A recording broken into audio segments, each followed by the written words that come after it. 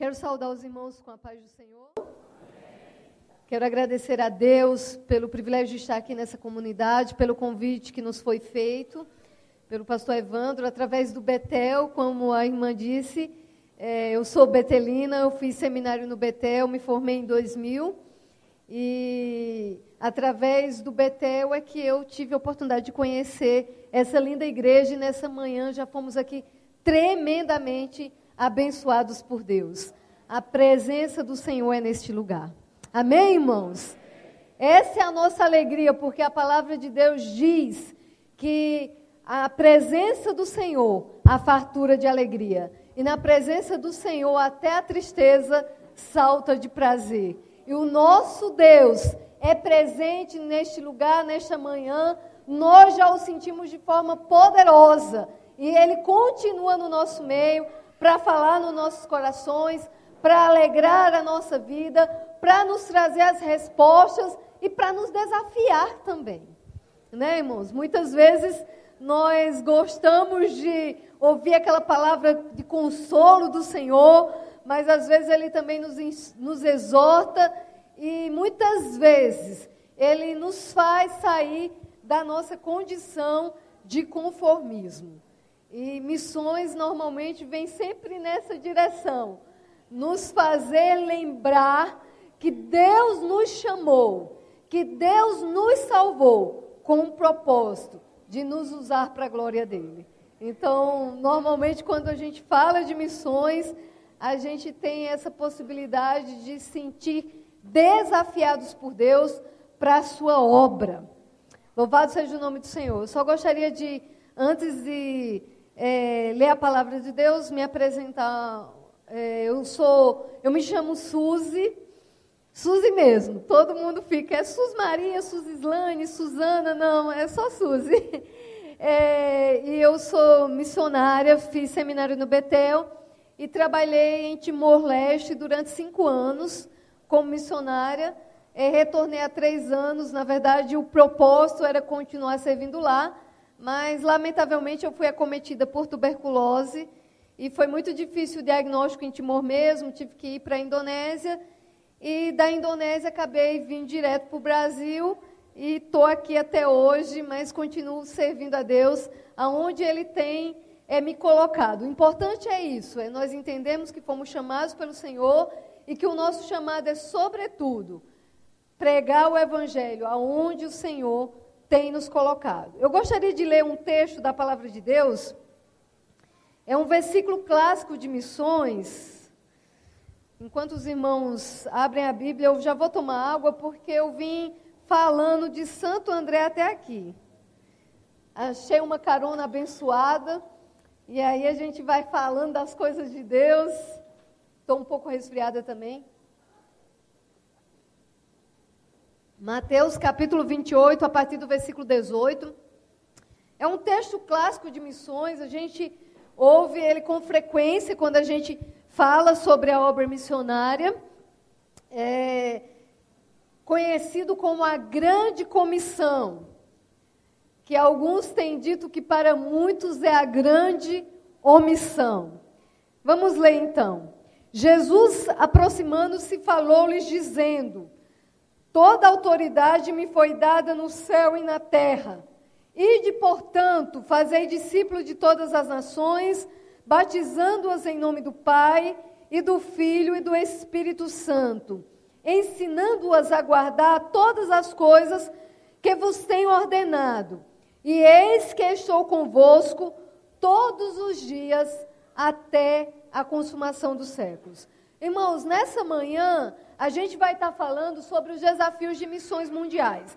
Mas eu gostaria de ressaltar algumas coisas sobre esse texto, que ele já é muito claro. Eu ouvi de um pastor que ele disse assim: se você quiser ouvir Deus falar, leia a Bíblia. Se você quiser ouvir Deus falar em voz alta, leia a Bíblia em voz alta. A palavra de Deus é a grande autoridade de Deus para nós.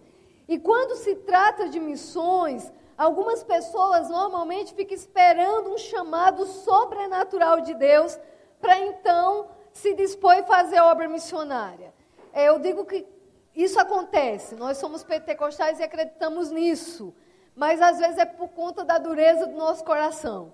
Porque no que se refere à obra missionária, nós precisamos apenas ler a Bíblia e nós já vamos entender que fomos chamados por Deus. Porque a palavra do Senhor é muito clara nesse sentido. E nesse texto, especificamente, nós vemos aqui Jesus já ressurreto. Jesus veio em condição humana, como a sua encarnação é uma das grandes manifestações e revelação de Deus sobre a sua obra redentora. Então Jesus, ele veio como humano para cumprir o plano de Deus. E na cruz do Calvário, ele, em uma frase, ele fala sobre o cumprimento desse ministério terreno que ele teve. Está consumado. Então, aquela missão que Deus havia dado para Jesus, ela foi consumada na cruz do Calvário uma vez por todas. Então, o sacrifício dele é perfeito e é pleno para que nós tivéssemos a garantia da nossa salvação.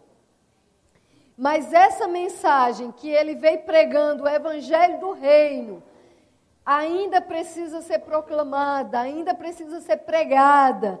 E Jesus, na condição de homem, em sofrimento, em condições de dores, porque é assim que Isaías o revela, nesse texto não, ele já venceu a morte, ele ressuscitado, ele se aproxima dos discípulos e com autoridade, ele diz: foi-me dado todo o poder nos céus e na terra, portanto, ide.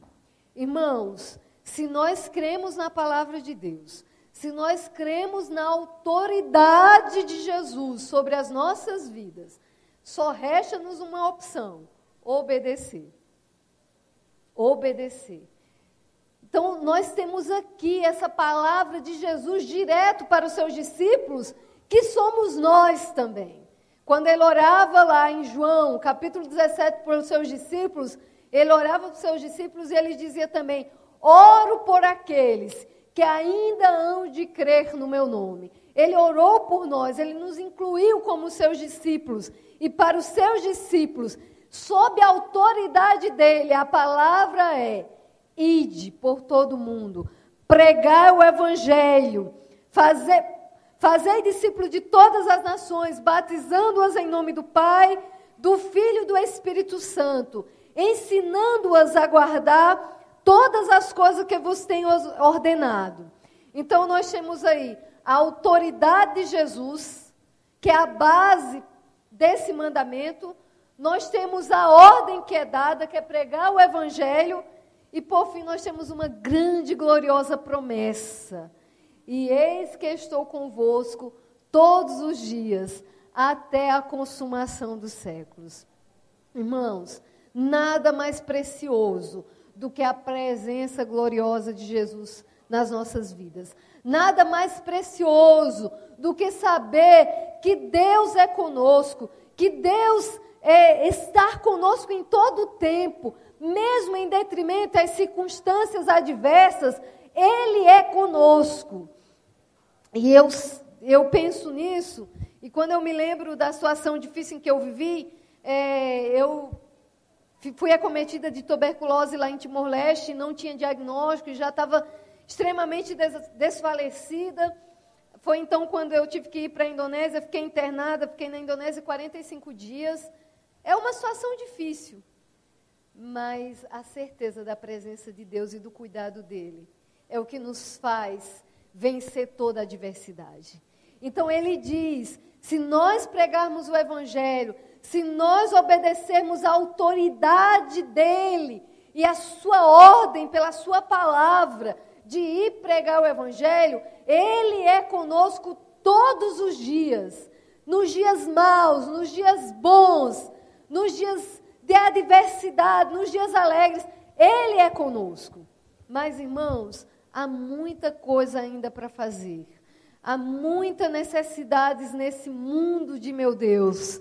E nós precisamos estar dispostos a fazer a obra missionária. Né? Eu trouxe aqui um PowerPoint para a gente pensar um pouco sobre missões o perfil de missões mundiais hoje. Quais são as necessidades de missões hoje? Há muitas necessidades. Na nossa própria nação, há muito o que fazer. Nas nossas comunidades, sempre há serviço, sempre há alguma coisa para ser feita, mas nós queremos aqui pensar numa perspectiva mais abrangente, que vai além da nossa comunidade. Nós vamos pensar no mundo, porque é assim que Deus vê. A Bíblia diz que Deus amou o mundo. Então, nós vamos olhar para o mundo, porque esse é o olhar de Deus. Né? Deus viu o mundo, e Ele amou o mundo de tal maneira que deu o seu Filho unigênito, para que todo aquele que nele crê não pereça, mas tenha a vida eterna. Então, o olhar de Deus, ele não foi segregado para alguns grupos de pessoas apenas, nem mesmo a nação de Israel, que ele usou como instrumento de Deus para que Jesus viesse a esse mundo, é o foco do amor de Deus. Ele amou o mundo de tal maneira. Então, nós precisamos definir os termos, né? O que é missões, o que é missiologia, qual a diferença de missões transculturais, missões locais. Às vezes há um pouco de dificuldade nesse sentido, mas missiologia, logo a gente percebe que trata-se do estudo de missões. Então, todo povo, em todo tempo, precisa pensar e repensar a tarefa missionária no seu contexto atual, vendo na perspectiva bíblica, na perspectiva cultural, antropológica, sociológica, enfim. Missiologia se ocupa no estudo de missões, né? Tudo que está relacionado a missões. Eu fiz o seminário Betel e, na ocasião, poucos seminários tinham uma ênfase em missiologia. Os seminários, na sua grande maioria, ensinavam teologia, mas o Betel, desde sua formação, teve essa preocupação em dar uma formação missionária. Então, nós tivemos ali muitas disciplinas relacionadas à história de missões, teologia bíblica de missões, antropologia cultural, enfim. É isso que se trata missiologia. Agora, missões, propriamente dita, o próprio termo, ele traz uma dificuldade, porque nem na Bíblia ele aparece. Eu lembro que quando nós começamos o trabalho missionário em nossa igreja, em Santo André, nós encontramos muitas dificuldades num primeiro momento. Eu sou assembleiana, então não sei se os irmãos conhecem, a Assembleia sempre tem aquele sistema de ter a igreja sede de um monte de congregações e um monte de pastores. Então, nossa tarefa no departamento de missões era ir nessas congregações para poder falar sobre missões, para desafiar as pessoas para missões. E que trabalho, né? Sempre a gente encontrava algumas dificuldades, algumas barreiras, e a pergunta crucial que a gente sempre ouvia era: mas com tanta coisa para fazer aqui, por que a gente tem que mandar a gente para outro país e para outro lugar? Então, a gente sempre tinha que enfrentar essa pergunta, né? Essa questão, que é legítima em certo sentido, porque a gente tem muitas necessidades aqui no nosso país também. Mas a resposta mais lógica para essa pergunta é Atos 1:8, né, que diz: recebereis sobre vós o poder do Espírito Santo e ser-me-eis testemunhas, tanto em Jerusalém como em toda a Judeia e Samaria e até os confins da terra. Então, irmãos, a nossa tarefa, ela não pode ser vista apenas como uma tarefa local. Que bom! A pastora estava aqui anunciando que mais uma igreja foi aberta nos Estados Unidos, um país que tem enfrentado um decréscimo do evangelho, e as igrejas brasileiras têm ajudado por conta desse fervor, dessa alegria, enfim. Nós precisamos entender que Atos 1:8 nos vem dizendo que nós precisamos ser bênção tanto aqui como ali, como além.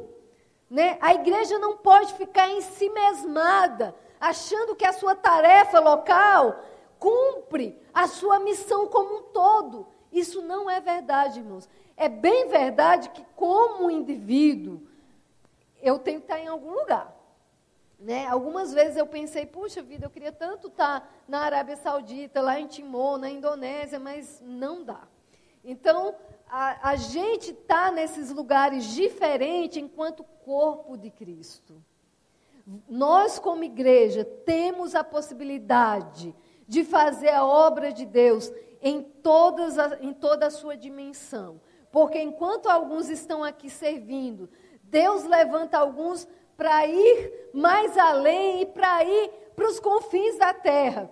Eu brincava com os pastores de Timor, né, que lá era literalmente os confins da terra.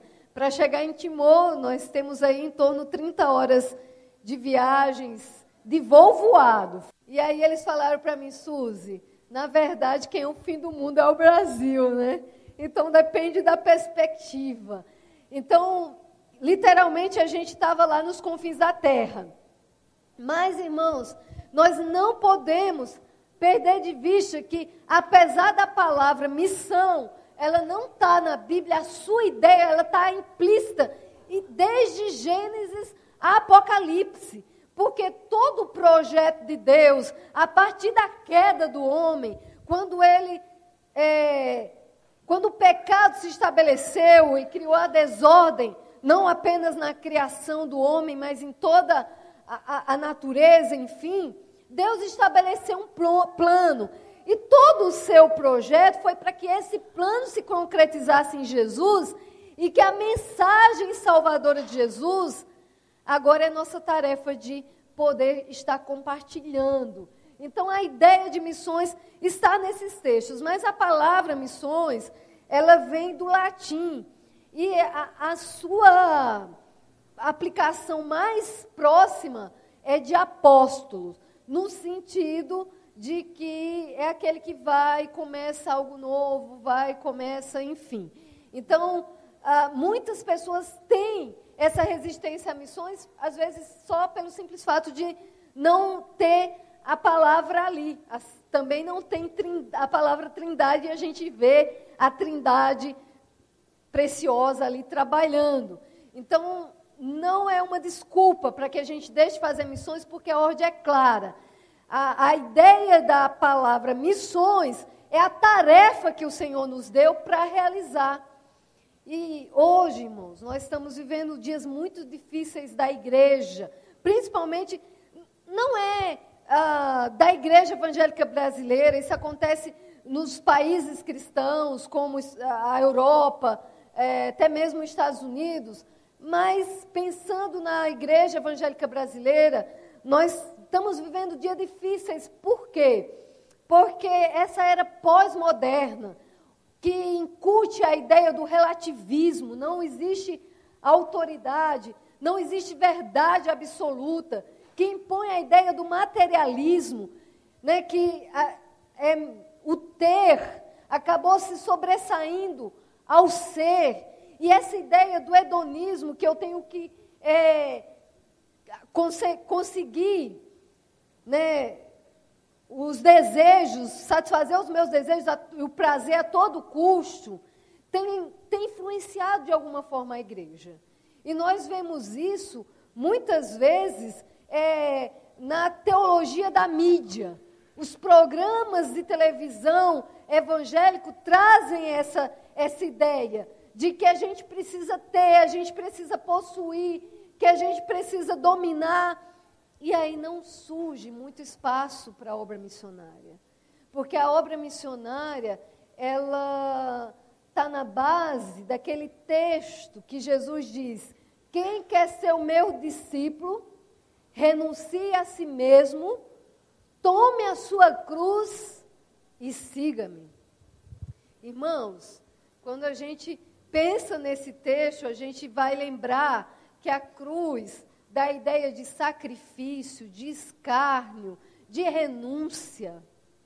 Então, essa é a mensagem do Evangelho. Nós vemos para Jesus porque nós temos nele a salvação, a presença dele gloriosa, mas isso não significa que nós vamos viver nessa terra, desfrutar do melhor dessa terra sem ter nenhum tipo de adversidade. Porque a Bíblia mesmo diz, nesse mundo tereis aflições, mas tende bom ânimo, eu venci o mundo.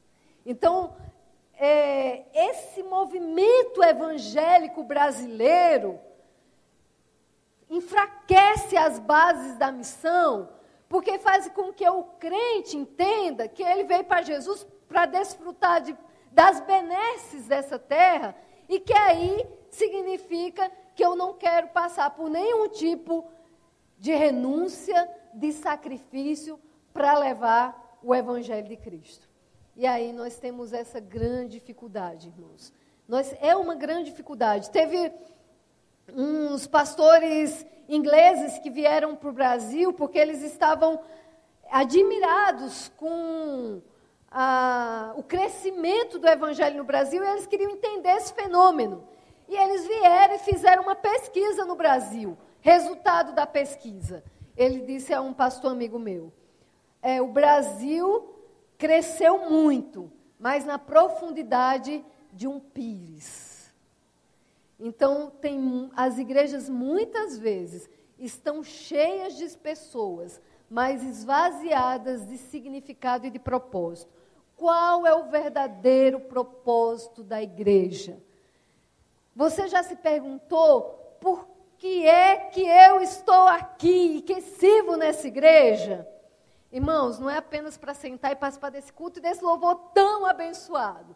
O Senhor nos chamou porque Ele tem um propósito glorioso nas nossas vidas. E eu gosto muito daquele texto de 2 Pedro 2:9. Eu digo que é uma declaração do amor de Deus por nós. Ele diz assim: vós sois a geração eleita, o sacerdócio real, a nação santa, povo de propriedade exclusiva de Deus. Aleluia, louvado seja Deus. Ele diz tudo isso e ele conclui: a fim de anunciardes as virtudes daquele que vos chamou das trevas para a sua maravilhosa luz. Aleluia, louvado seja Deus. Você é tudo isso em Deus para anunciar.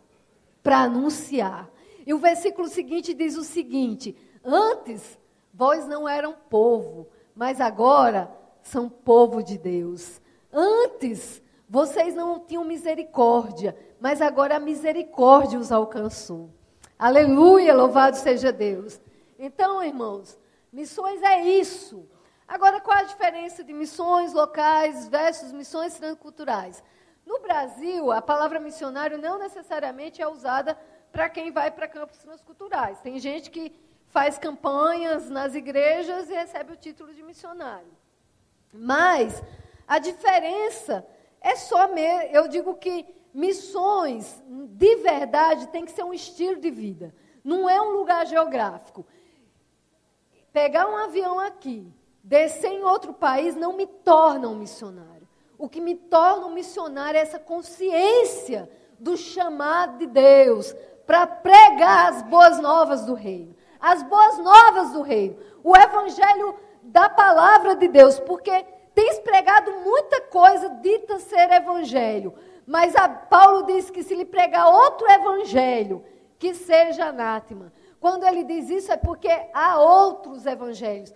Mas o verdadeiro evangelho é o evangelho da palavra de Deus. É esse que nós devemos pregar e fazer discípulos.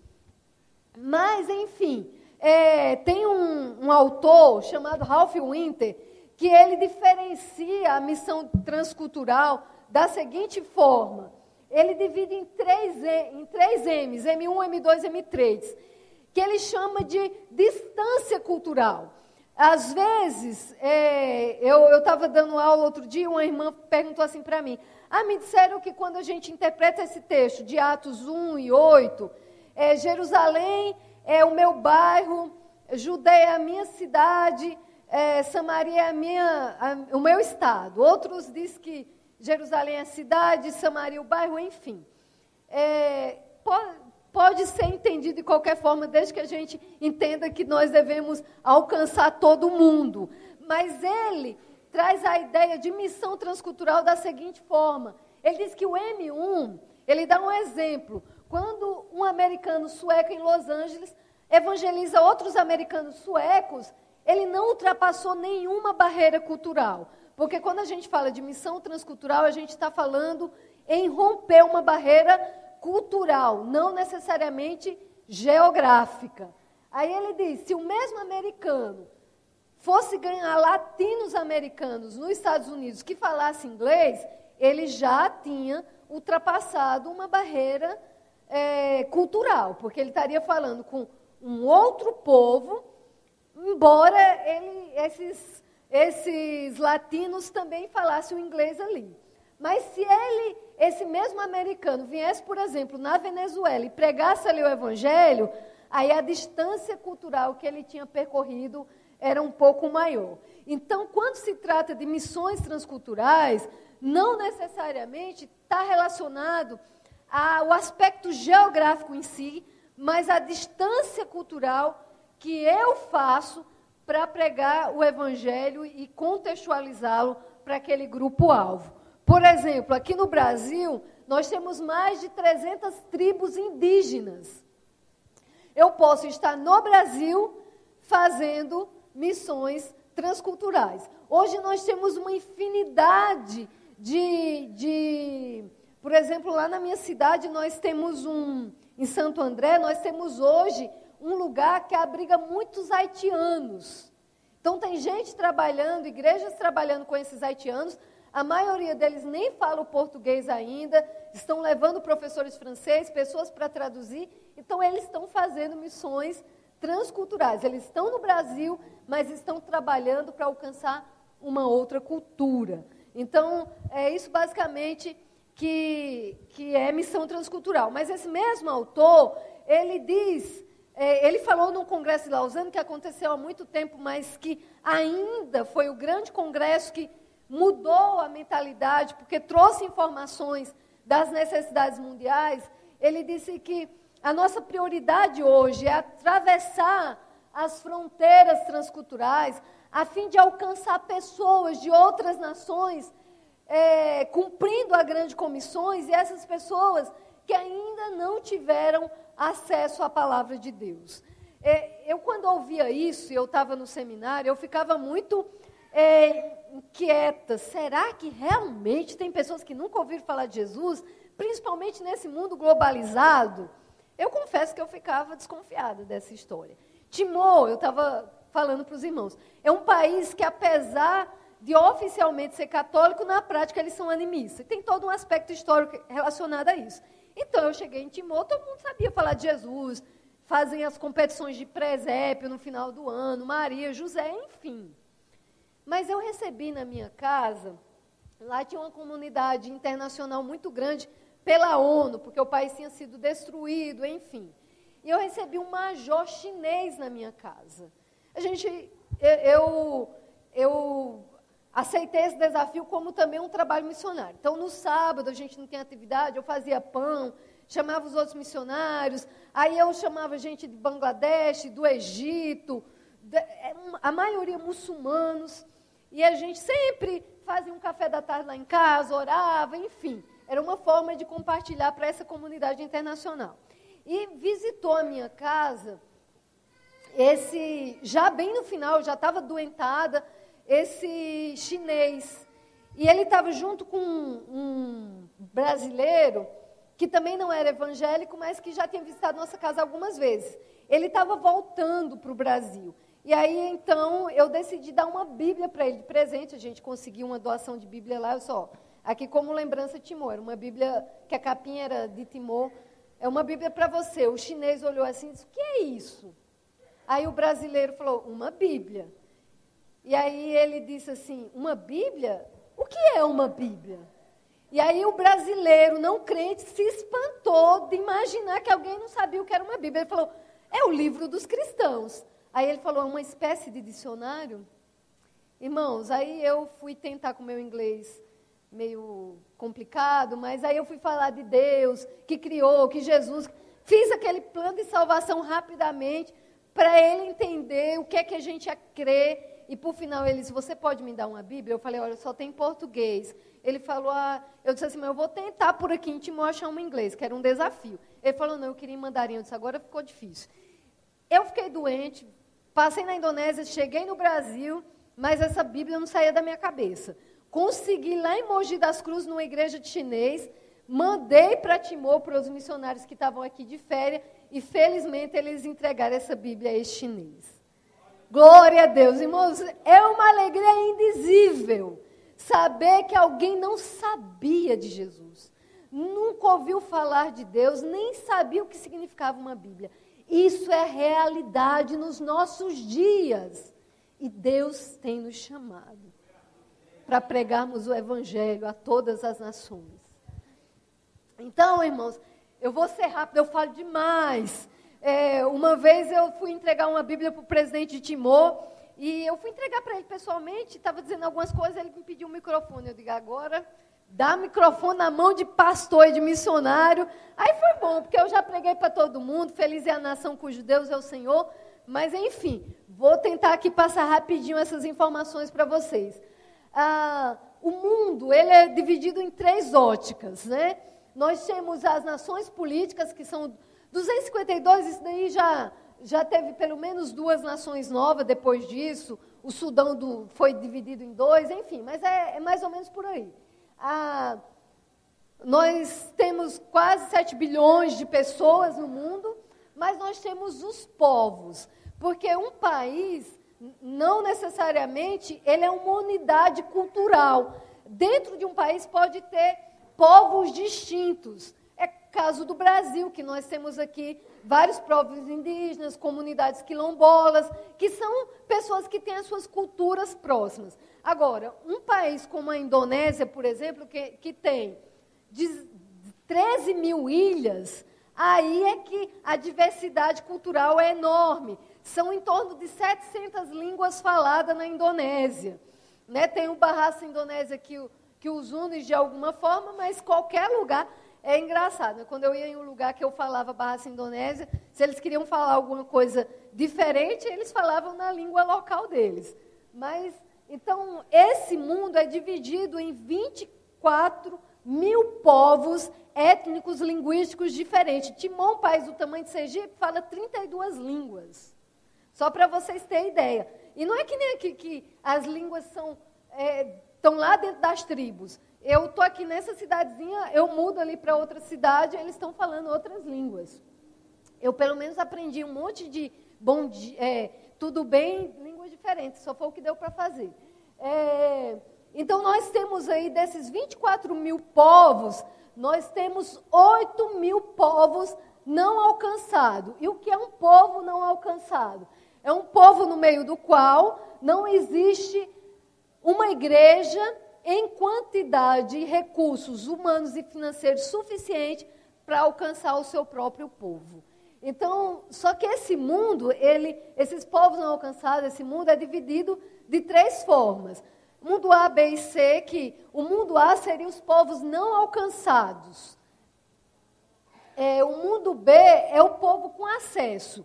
Existe o evangelho ali, em muitos países, a pregação é liberada, mas a pessoa tem acesso, mas muitas vezes não se converte. E o mundo C é um mundo de cristãos.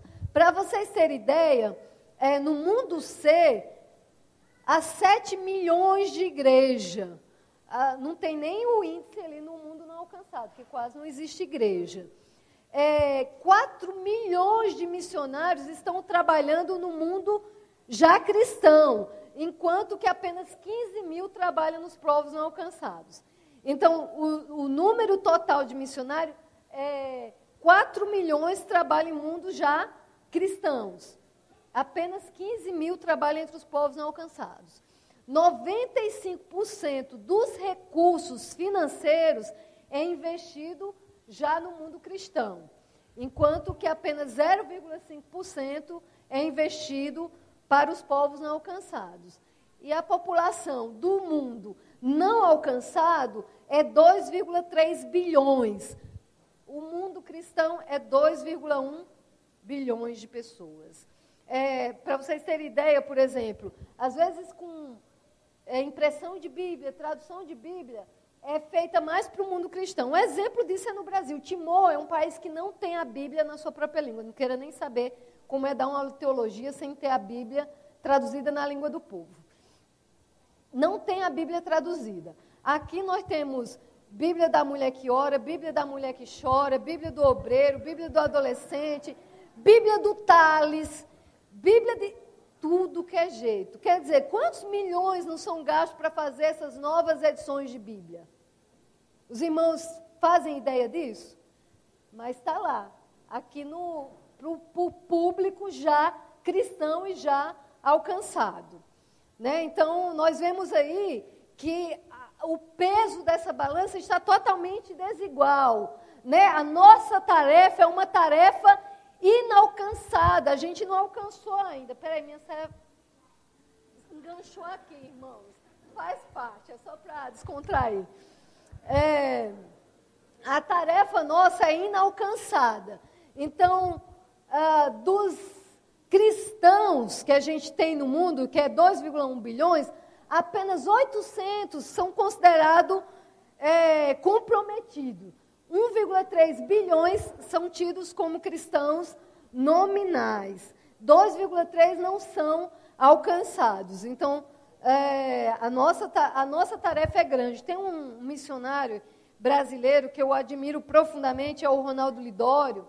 Ele diz assim, que quando você vê uma árvore frutífera, a sua primeira, e está lá cheia de frutos, um pé de manga, por exemplo, você vai lá e você vai colher as mangas que estão mais acessíveis.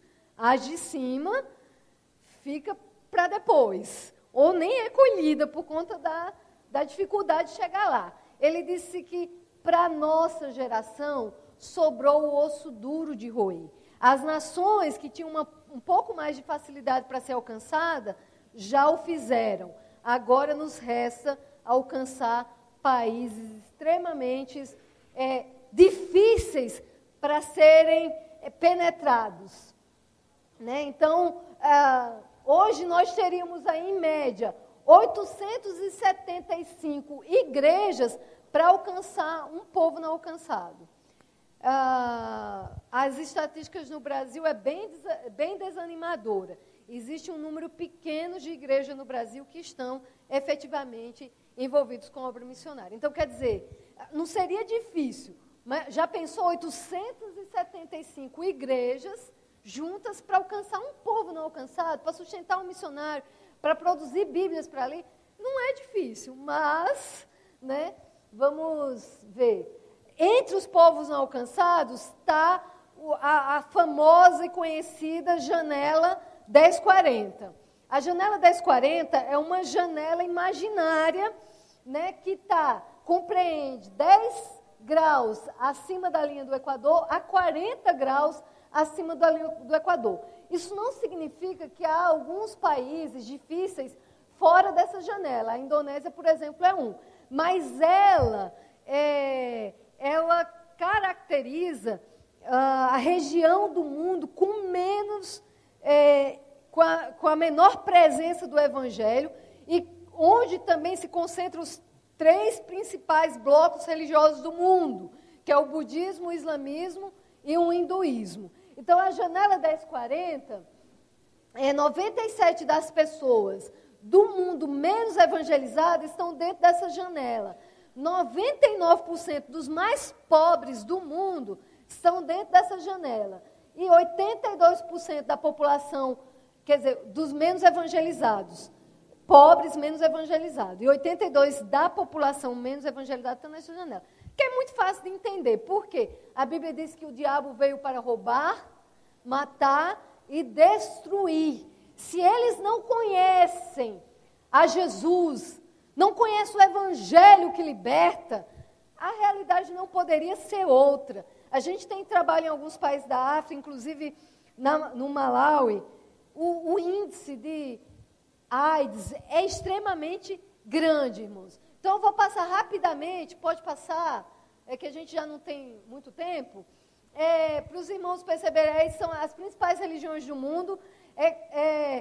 Saiu recentemente uma pesquisa de uma projeção para daqui a alguns anos das religiões, e o cristianismo está em declínio, enquanto que o islamismo está em pleno crescimento, inclusive na Europa.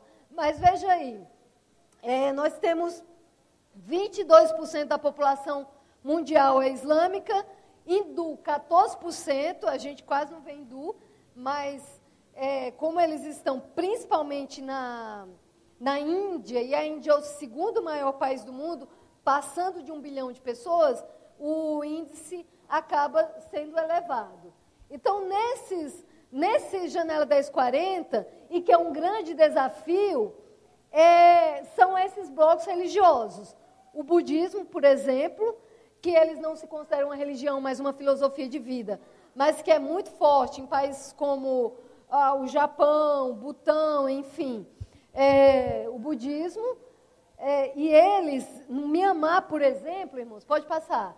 Mianmar, por exemplo, um país miserável, teve, não sei se vocês viram, teve um tornado lá, tão fechado que não deixava sequer a presença de pessoas para ajudar o país, mas vejam o templo budista lá. É revestido por 60 toneladas de ouro, 5.500 diamantes, 2.000 pedras preciosas. As pessoas, às vezes, passando necessidade, investem. Por quê? Porque na próxima reencarnação eu vou vir melhor. Eles acreditam nisso. Outra crença que está principalmente na região da Índia, mas tem também um país, Nepal, que agora recentemente está na mídia por aquele desastre todo, é um país extremamente hindu, conheci muitos nepaleses lá em Timor, é um país que eu oro muito ao Senhor, que são hindus, que creem em mais de 33 milhões de deuses. Olha, o hinduísmo é uma das religiões mais difíceis para a gente entender que alguém pratique isso. A gente tinha uma foto de um homem que foi casou com uma macaca, porque ele acreditava que a sua esposa tinha reencarnado nela. Um missionário brasileiro fotografou. Eu não tenho essa imagem aqui. Irmãos, a gente riu, o negócio é feio. Mas e se a gente tivesse nascido lá, criado nessa cosmovisão de que macaco é um deus? De repente você estava aí pegado na mão de uma macaquinha. Vamos lá. Por exemplo, isso é um templo a um deus rato. Eles adoram rato, irmãos. Aqui, todo o altar, eles põem leite de búfalo para esses ratos se alimentarem. Passa. Eles fazem sacrifícios aos seus deuses como esse. Então, é uma religião muito difícil de se pregar o evangelho, até porque eles são inclusivistas. Você fala de Jesus? É mais um para o meu panteão. Agora, deixar os outros que é o grande desafio. Por isso que a Bíblia manda não apenas pregar, mas também ensinar. O outro grande desafio nosso, que também está aí na mídia de uma forma bem explícita, é o islamismo. E aí, nesses grandes, nesses atos de terrorismo, aparecem alguns islâmicos dizendo assim, não, mas nós somos uma religião de paz, nós não concordamos com isso, babá. Veja aí os 5 pontos do islamismo. Olha o primeiro ponto dele. Jihad, guerra santa, pregação do islamismo por toda a terra, custe o que custar. Gente, olha, eu vou dizer uma coisa besta, porque eu acho que depois que a gente fala sobre missões, e a gente pensa em missões, a gente nunca mais assiste televisão indiferente. Estava essa borbulho todo aí da FIFA, né? Aqueles corrupção em tudo que é lado. E aí, não queria o Blatter lá para ser reeleito. Aí, só tinha um concorrente. O cara, Abdul, não sei das quantas. Muçulmano. Eu falei, meu Deus do céu, por quê? Porque a ideia do muçulmano é dominar o mundo. Para lá. Nós queremos pregar o evangelho e a Bíblia diz, não é por força, nem por violência, mas pelo meu espírito, diz o Senhor. O islâmico chega assim, eu lembro que Deus, eu nem imaginava pisar meus pés na Indonésia. Eu li na revista Portas Abertas um testemunho, quando em 99 houve um massacre na ilha de Ambon, muitas igrejas queimadas, e trouxeram o testemunho de um jovenzinho de 15 anos que eles foram matar, que eles foram perseguir na escola, e falavam para ele, Alá Kubá, que quer dizer, Alá é supremo. Ele dizia, eu sou soldado de Cristo. Cortaram um braço. Alá Kubá, quer dizer, se ele dissesse Alá Kubá, estava tudo resolvido. É só dizer, é por lei, é por força. Aí ele, eu sou soldado de Cristo. Cortaram o outro braço. E ele morreu dizendo, eu sou soldado de Cristo. E quando eu li aquele testemunho, meu coração se constrangeu. Um jovem de 15 anos, ter que morrer para não negar a sua fé em Jesus. E algum tempo depois, Deus me deu a alegria de pisar naquela terra e de poder pregar a Cristo naquele lugar. Para muçulmanos. Eu tive 2 professores muçulmanos. E eu tinha o desafio de pregar para um grupo de jovens universitários cristãos. E eu disse, mas eu não tenho a habilidade na língua ainda. E ele disse, não, você tem. Eu falava demais, mas uma coisa é falar falando, outra coisa é pregar. Aí a professora falou, olha, os seus professores vão então te ensinar termos bíblicos. Eles não podiam levar a Bíblia para a escola. Eles pegavam alguns termos cristãos na internet e eu levei a minha Bíblia. E ele mandou eu escolher um texto, eu ia lendo a Bíblia indonésia e a palavra que eu não sabia ele ia me explicando. E quando eu terminei aquela aula, no indonésio tem 4 tipos de não. Tidak, bukan, belum e... Tidak, bukan, belum e jangan. O jangan é um não imperativo, tipo, não faça isso. Ou... Aí, quando eu estava indo embora, o professor disse assim para mim, jangan lupa o tabsok. Não se esqueça da Bíblia amanhã. E ali foi um presente de Deus poder compartilhar do Evangelho àquelas pessoas.